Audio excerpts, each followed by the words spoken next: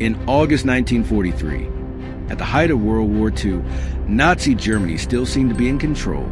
Its armored divisions were advancing across vast swathes of Europe and North Africa with pinpoint precision. But behind the might of Hitler's armies was a less visible, but absolutely vital element: oil. This fuel, indispensable for keeping tanks moving, planes in the air, and ships at sea, was what kept the Nazi military machine running. However, this black gold did not come exclusively from Germany. A significant portion, around 30%, of all supplies were processed hundreds of miles from Berlin, more precisely in the Romanian city of Ploiești. Located north of Bucharest, Ploiești was home to one of the largest and most sophisticated oil refinery complexes in the world at the time. It was a beating heart, pumping fuel to a thirsty and relentless war machine. Knocking out this heart would be a profound strategic blow. But to do so, it would be necessary to cross enemy territory, face impenetrable defenses, and carry out what the officers themselves called a suicide mission. This is how Operation Tidal Wave was born, one of the most audacious and bloody air raids of the Second World War.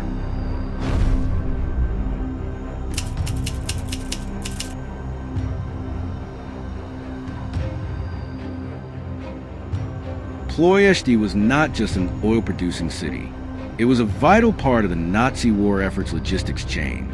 Its refineries not only processed crude oil, but also transformed it into high-octane fuel, indispensable for performance of Luftwaffe fighters, Wehrmacht armored vehicles, and even the mechanized divisions of the Afrika Korps.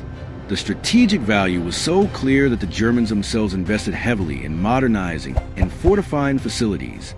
After Romania joined the Axis, Ploiești became a priority asset of the Third Reich. German technicians were sent to oversee production, while anti-aircraft units were positioned with maximum precision around the facilities. Medium and large caliber anti-aircraft guns, balloons held up by steel cables stretched to lethal heights, camouflage defenses, and an early warning system linked to the region's radar stations made Ploiești one of the most heavily defended areas in Europe. All this without mentioning the constant presence of German and Romanian fighters on patrol, ready to intercept any threat coming from the skies. Bombing this target was not a simple matter of an airstrike.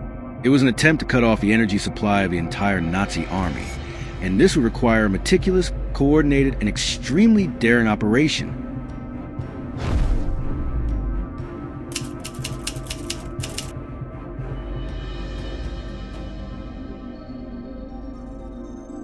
When Allied planners devised the attack on the Ploiești refineries, they knew they could not rely on just any aircraft.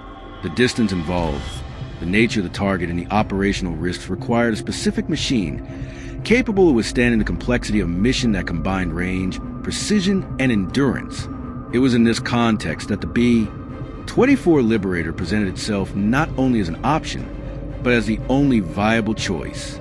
With 4 engines and a robust structure, the B-24 had a greater range than the renowned B-17 Flying Fortress, in addition to being faster and carrying an equally destructive payload of bombs.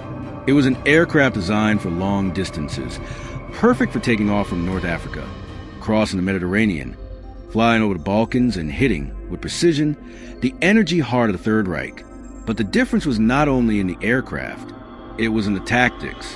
Instead of the traditional high-altitude bombing, safer, but less precise, the B-24s would fly at low altitude, very low, low to the ground, less than 30 meters above sea level, and in some places even less. The logic was simple and brutal. Avoid radar detection, bypass air defenses, and hit the refineries with surgical precision. It was an unprecedented approach for a mission of this magnitude. The low altitude put the planes in direct range of light anti-aircraft fire, increased the risk of collisions with obstacles, and drastically reduced the crew's reaction time. In return, it promised devastating results if everything went according to plan. Operation Tidal Wave would be more than a raid. It would be an extreme test of military engineering, pilot skill, and human endurance.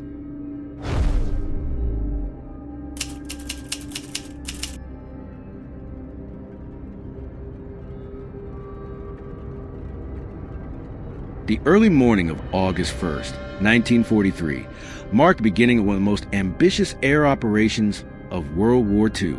From a dusty runway outside Benghazi, Libya, 178 B-24 Liberator bombers took off, forming the task force known as Task Force 231. Each aircraft carried experienced, exhaustively trained men, ready to face hell and leave it burning. The flight plan was detailed. Every minute, every deviation, every formation had been rehearsed. Success depended on absolute synchrony between the groups, surprise, and speed. But the reality of the skies does not usually respect the role of planners. Shortly after takeoff, the first signs of difficulty appeared. Mechanical problems caused some aircraft to abandon the mission while still over the desert. Shortly thereafter, communication failures between the groups began to compromise the cohesion of the formation. And then came the most serious blow. A navigation error by one of the leaders diverted one of the main contingents onto an incorrect route. This mistake compromised the operation schedule and, with it, the surprise. The formations began arriving at Ploiești at different times, misaligned and uncoordinated. The Germans, now alerted, had time to mobilize their defenses. And they were not there to intimidate. They were ready to kill. Ploiești was no ordinary target. It was one of the best defended points in occupied Europe. The city, essential to the Nazi war effort, was surrounded by a dense web of anti-aircraft artillery, protected by fighter jets and covered by barrage balloons with steel cables, veritable traps suspended for low-flying aircraft. However, what the crew members found upon arrival was not the vulnerable target they had imagined in training. They found a city on full alert, a fortress at war, a veritable killing field. The sky, once clear, was now covered in smoke and flames. The refineries were active, but also ready to defend themselves. In seconds, the mission turned into aerial chaos. Bombers crashed into obstacles, were shot down by hidden batteries, or simply disappeared under the relentless fire of ground defenses. Formation discipline gave way to individual survival, and a meticulous plan collapsed in the face of the brutality of the enemy response. Operation Tidal Wave had begun, but it was no longer a tactical mission. It was a desperate battle against time, against artillery, against fate itself.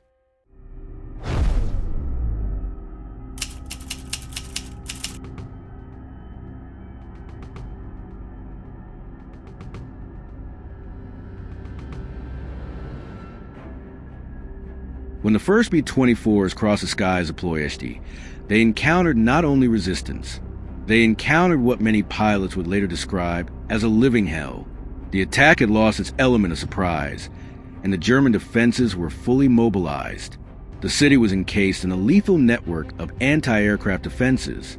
Heavy guns, anti-aircraft machine guns, and steel wire barrage balloons created a hostile, nearly impassable environment. The bombers, flying at such low altitude, became easy targets. So close to the ground that crew members reported seeing civilians running, soldiers pointing guns, and even expressions on the faces of those trying to protect themselves or fight back. Despite the chaos, there were acts of extreme courage. Colonel Addison Baker, leading one of the squadrons, had his aircraft hit before it reached its target. Even on fire and with the structure of the plane compromised, he maintained his course, ignoring the immediate risks to the lives of his crew. He led the bombing run to the end, dropping his bombs with precision. Seconds later, his B-24 consumed by a catastrophic explosion. The story repeated itself with other crews. Some planes managed to hit strategic targets, such as the Romana Americana and Astra Romana refineries, causing considerable damage. But many did not even arrive in time. They were shot down before the bombs could be opened. Others, severely damaged, crashed on the outskirts of the city or exploded in midair, engulfed in flames generated by the very fuel they were supposed to destroy. The sky over Ploiești became a cemetery of steel and fire. Every kilometer traveled was a challenge to survival. Every maneuver, an act of resistance against imminent death. What had been planned as a surgical and devastating action transformed, before participants' eyes, into a desperate struggle to complete the mission and return alive, or at least leave a mark.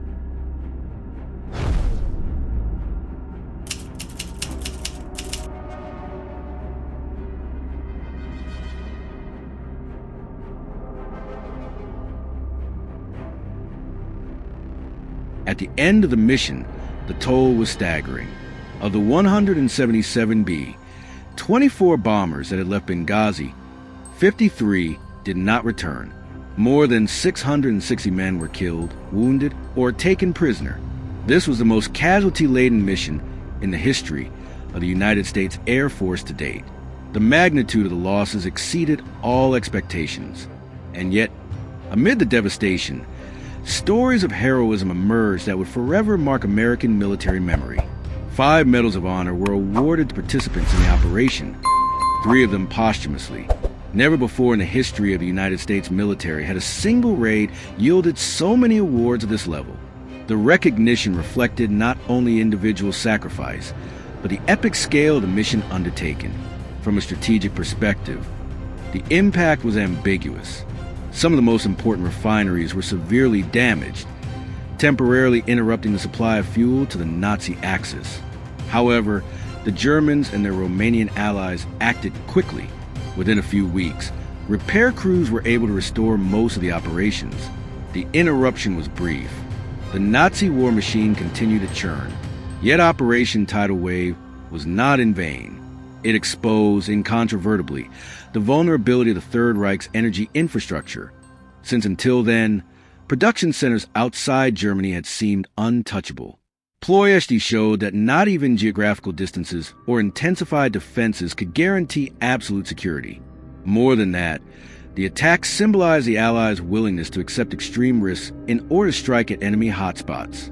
They pushed men to the limit in an operation that, despite its tactical flaws, demonstrated the weight of human courage in the face of the brutality of war. The mission did not completely destroy Ploiești, but it sent a clear message to the world, and especially to Hitler. The skies over Europe no longer belonged solely to the Luftwaffe.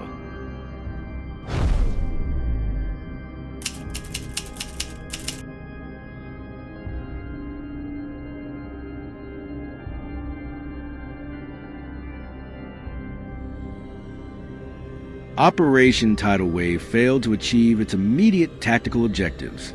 The Ploiești refineries, although damaged, were back in operation within weeks. The flow of fuel to the tanks, planes, and trucks of the Nazi war machine was restored with astonishing speed. In the eyes of strategists, the result was classified as a failure. But the legacy left by that operation transcends any technical report. The mission revealed, with brutal clarity, the vulnerability of heavy bombers without air escort. Flying alone, the B-24 Liberators were exposed, like targets floating in the open sky. This realization would accelerate the development and deployment of long-range fighters, such as the P-51 Mustang, capable of accompanying the bombers into the heart of occupied Europe. Another revealing point was the difficulty of executing an operation of this magnitude without a fully integrated logistical coordination system. The fragmentation of formations, navigation errors, and lack of synchrony between groups show that the effectiveness of air power does not depend solely on weapons, but on a cohesive chain of command and noise-free communication. But perhaps the most important lesson is symbolic. No fortress, no matter how protected it may seem, is beyond reach. Ploiești, until then considered untouchable, was hit, and that was enough to change the Germans' perception of security. The psychological impact was immense. For the first time, Nazi leaders realized that the rear guard could bleed. As for the B-24, the Ploiești episode solidified its reputation. Despite the losses, the aircraft demonstrated resilience. It withstood gusts, maintained flight in critical conditions, and accomplished its mission as far as possible.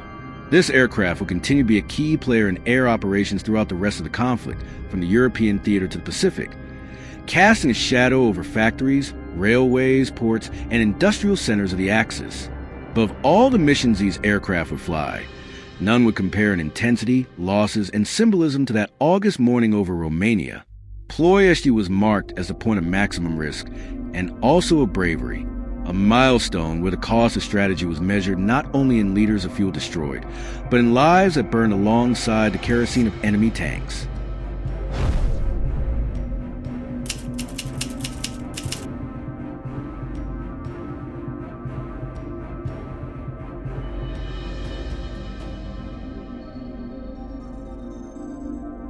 Operation Tidal Wave was more than an airstrike.